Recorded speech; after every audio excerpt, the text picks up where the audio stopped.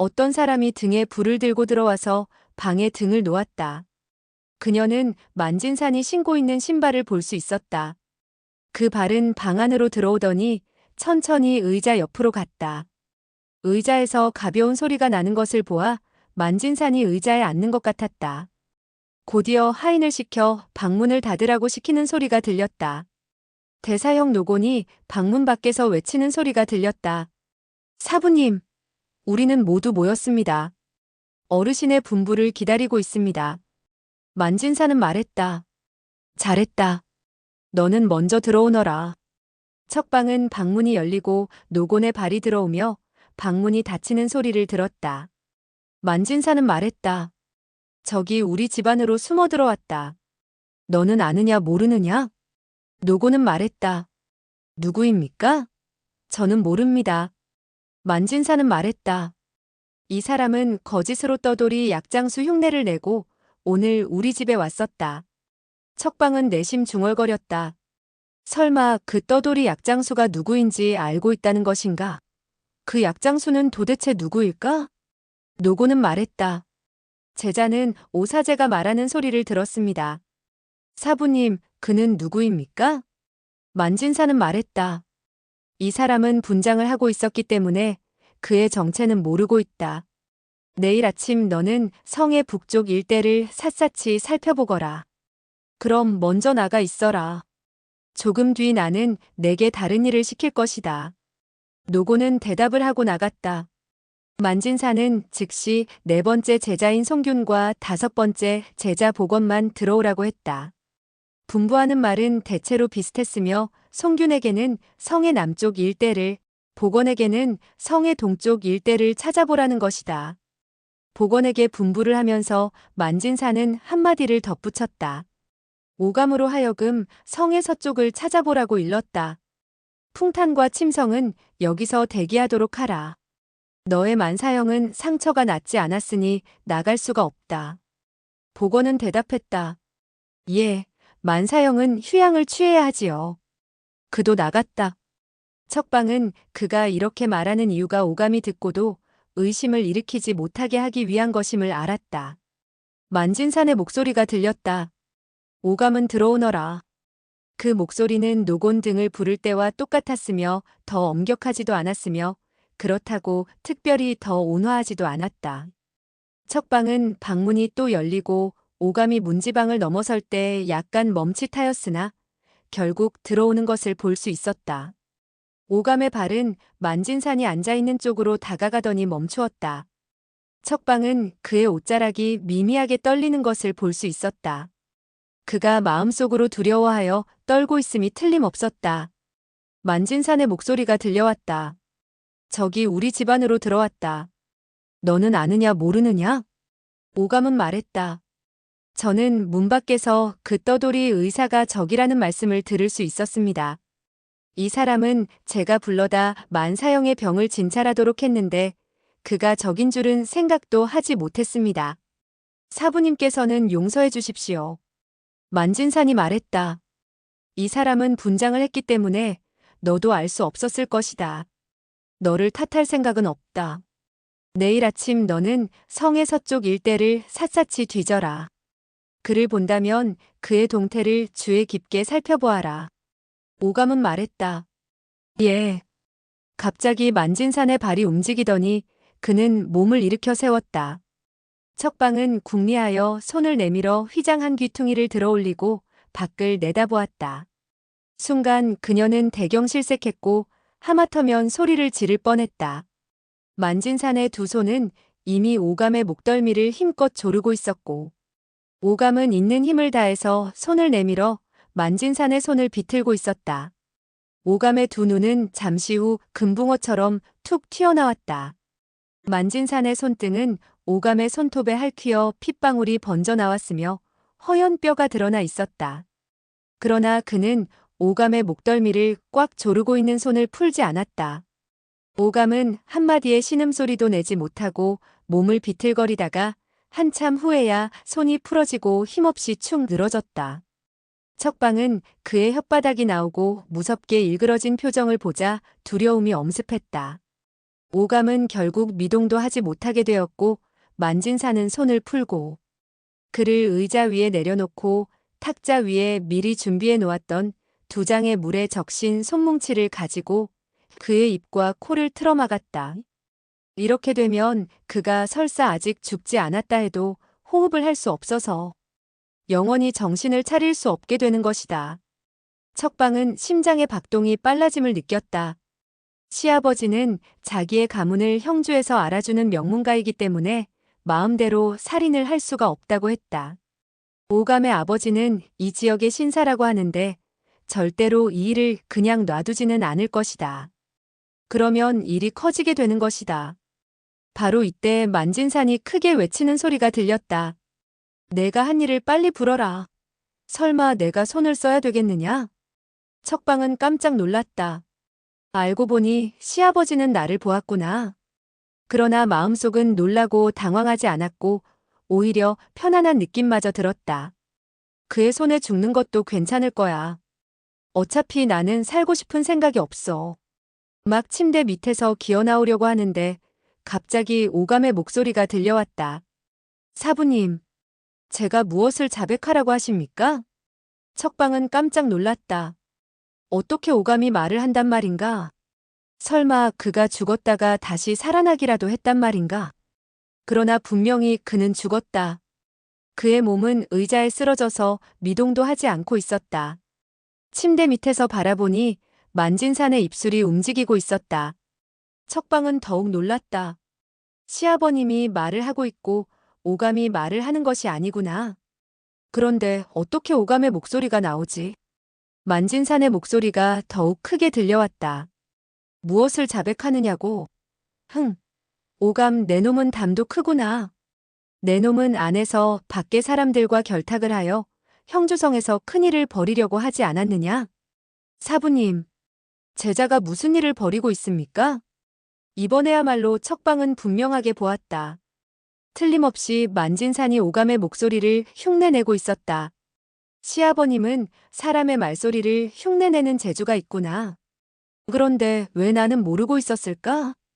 그가 이렇게 큰 소리로 오감의 목소리를 흉내내고 있는 것은 무슨 이유일까?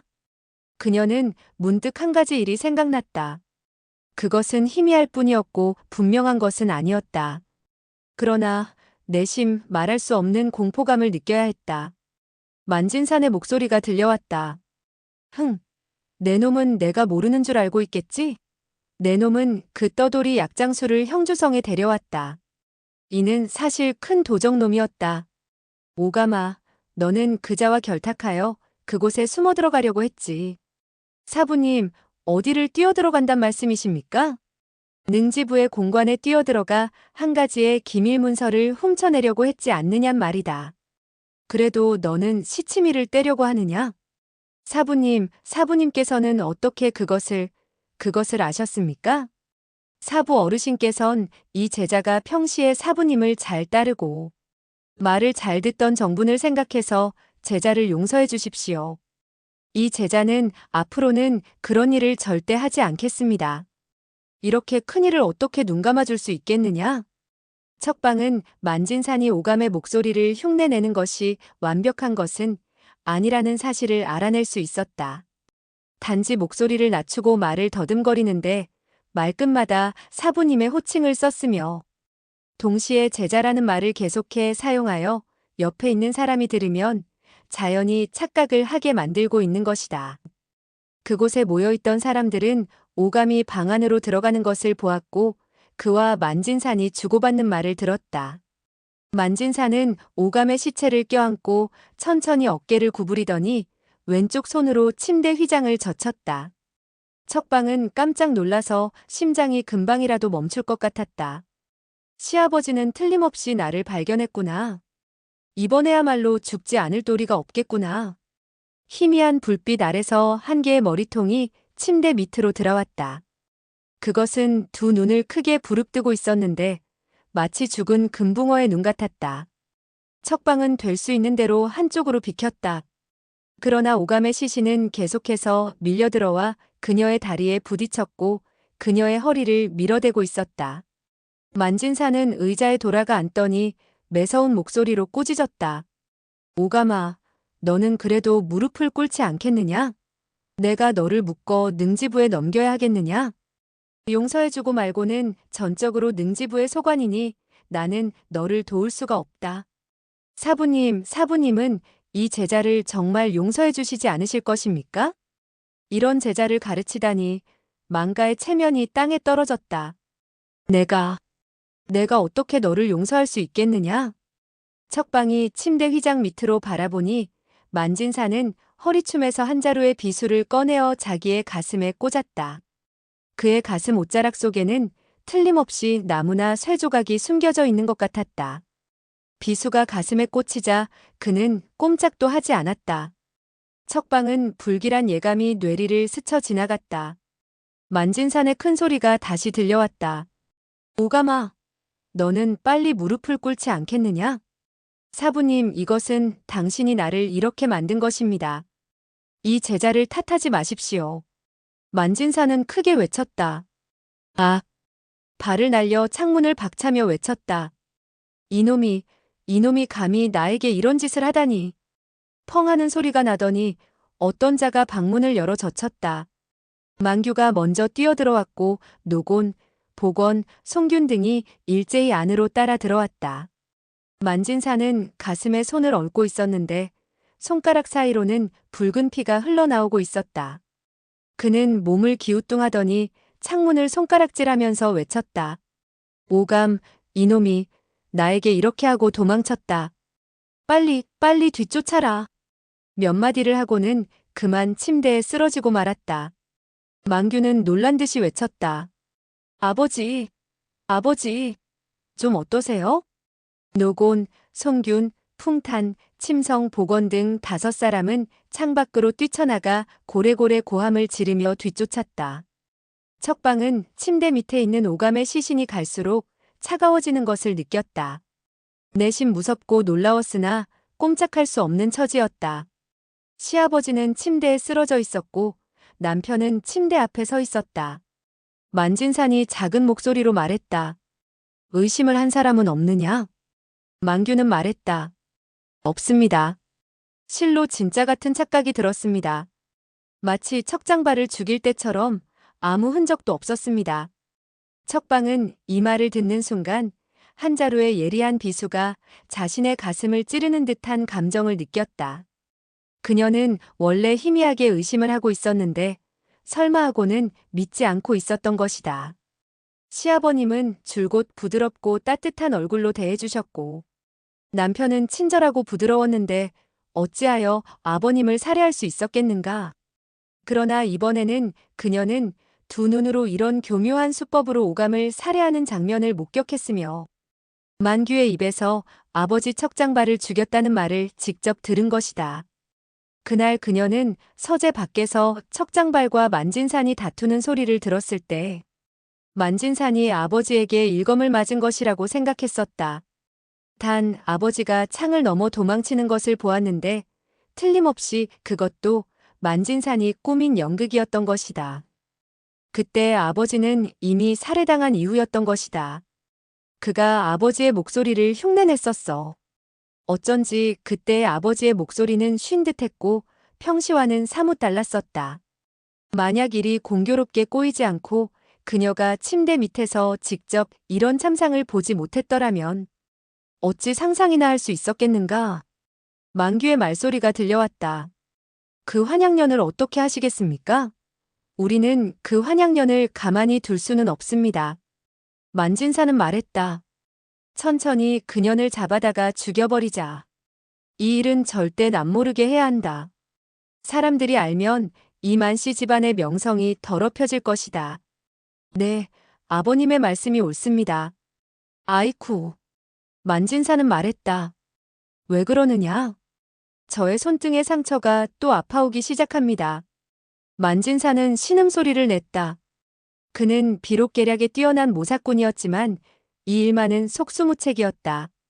척방은 천천히 손을 내밀어 오감의 품을 뒤져 하나의 약병을 찾아내고는 착잡한 심정에 사로잡혔다. 너는 몇 마디를 듣고 이놈과 내가 불륜의 관계를 맺었다고 생각했다. 조금 더 들었다면 이 해독약이 그의 수중에 있었다는 것을 알 수 있었을 것이다. 너의 아버지가 그를 죽였지만 이 약이 어디에 있는지를 너희들은 필경 모를 것이다. 노곤 일행은 오감을 뒤쫓지 못하고 하나씩 돌아왔다. 하나씩 만진산의 침대에 와서 안부를 물었다. 만진산의 가슴은 피로 물들어 있었고 붕대는 온몸을 감싸고 있었다. 이번에 그가 받은 상처는 지난번처럼 그렇게 대단하지는 않았다. 오감의 무공은 사숙인 척장발보다 훨씬 못했기 때문이다.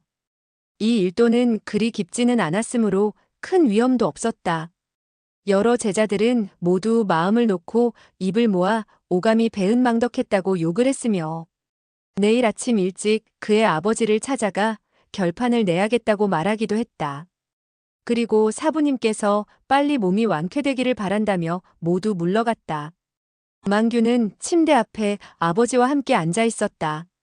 척방은 오감의 시체 옆에 있자니 말할 수 없는 혐오감을 느끼는 한편 만씨 부자가 발견할까봐 두려워 도망칠 기회만을 찾고 있었다. 만진사는 말했다. 우리는 먼저 시체를 처리하자. 마각이 노출되어서는 안 된다. 망규가 말했다. 아무래도 척장발을 해치운 것처럼 해야겠지요. 만진사는 생각에 잠기더니 말했다. 아무래도 그 방법을 써야겠다. 척방의 눈에는 눈물이 고였다. 이들은 나의 아버지를 어떻게 처리했을까? 망규는 말했다. 이곳에 쌓을까요? 이곳에 쌓는다면 아버님께서 불편하지 않을까요? 만진사는 말했다. 내 거처를 잠시 너 있는 곳으로 옮기자. 그런데 아직 번거로운 일이 하나 남아있구나. 그 건보를 우리 수중에 보낸 사람을 우리는 합심하여 대응하자. 장래 큰 부자가 되면 우리가 묵을 곳은 얼마든지 있지 않겠느냐? 척방은 쌓는다는 말을 듣자 순식간에 뇌리 속으로 무엇인가가 스치고 지나갔다. 어렴풋이 무엇인가를 깨달았다. 그들은 나의 아버지의 시체를 가둬두고 그 위에 담을 쌓아 흔적을 감추고 있구나. 어쩐지 나의 아버지가 가고 난 후 아무런 소식도 없어 의아했었다. 어쩐지 시아버지가... 아니다. 시아버지도 아니다. 만진산, 이 악독한 놈이 한밤중에 일어나 벽을 쌓는다 했더니 그는 이런 일을 해놓고 마음이 불안하여 몽유병에 걸렸고 꿈속에서조차 일어나 담을 쌓는구나. 이 악독한 놈. 이 악독한 놈이 정말 내심 불안하여 그랬을까? 정말 이상하구나. 이 담 싸는 일을 자기도 모르게 하고 또 하고. 조금 전 그는 꿈속에서 담을 쌓고 있을 때 계속해서 웃고 있지 않았던가? 망규의 음성이 들려왔다.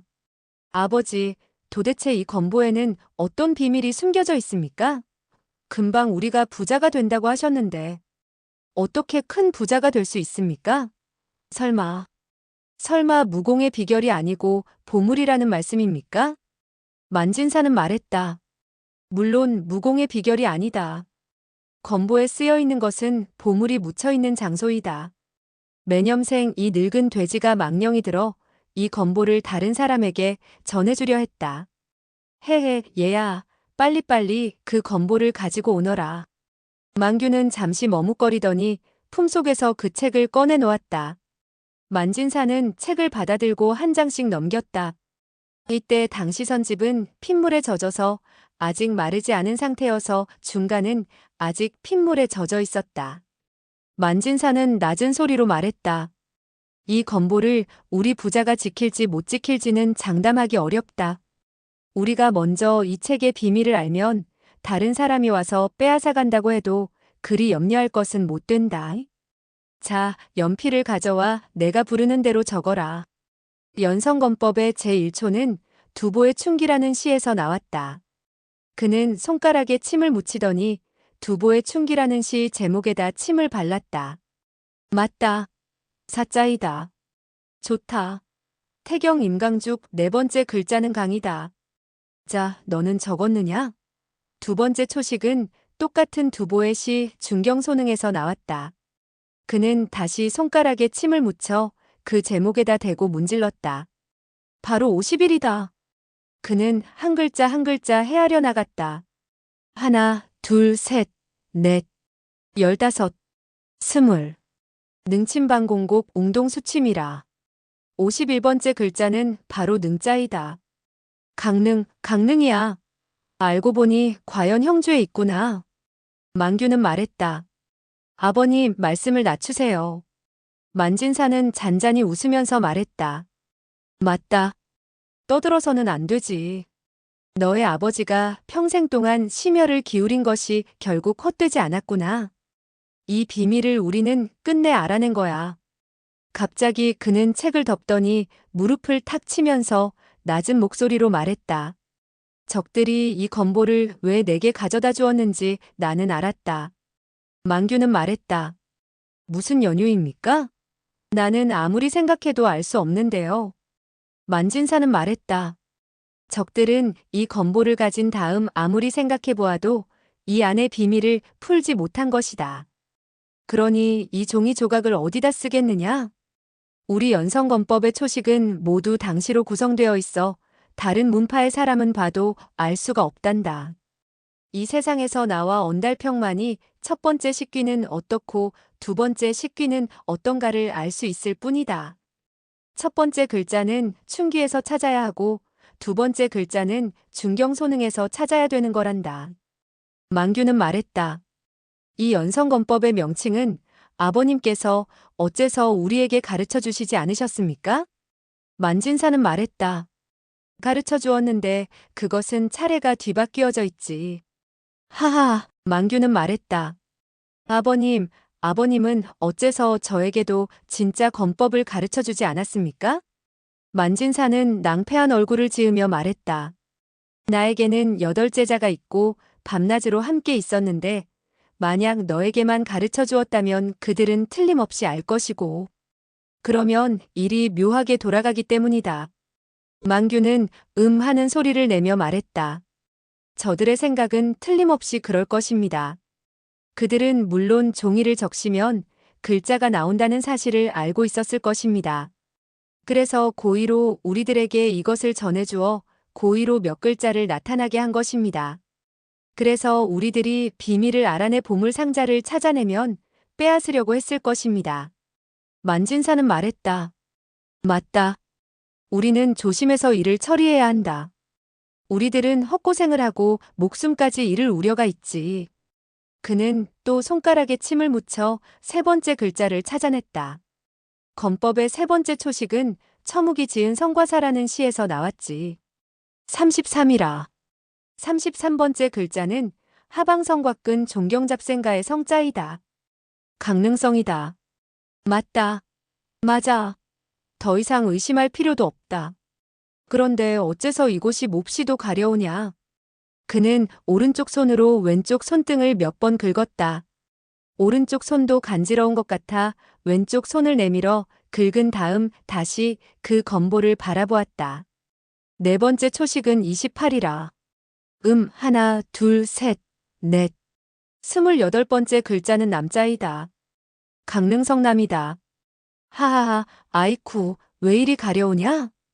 그는 고개를 숙여 오른쪽 손을 내려다보았다. 손등에는 3개의 검정색 반점이 나타나 있었다. 그는 의아해하며 말했다. 나는 오늘 글씨도 안 썼는데 나의 손등에 왜 이런 먹물이 묻어 있을까? 두 손의 손등은 갈수록 간지러워졌다.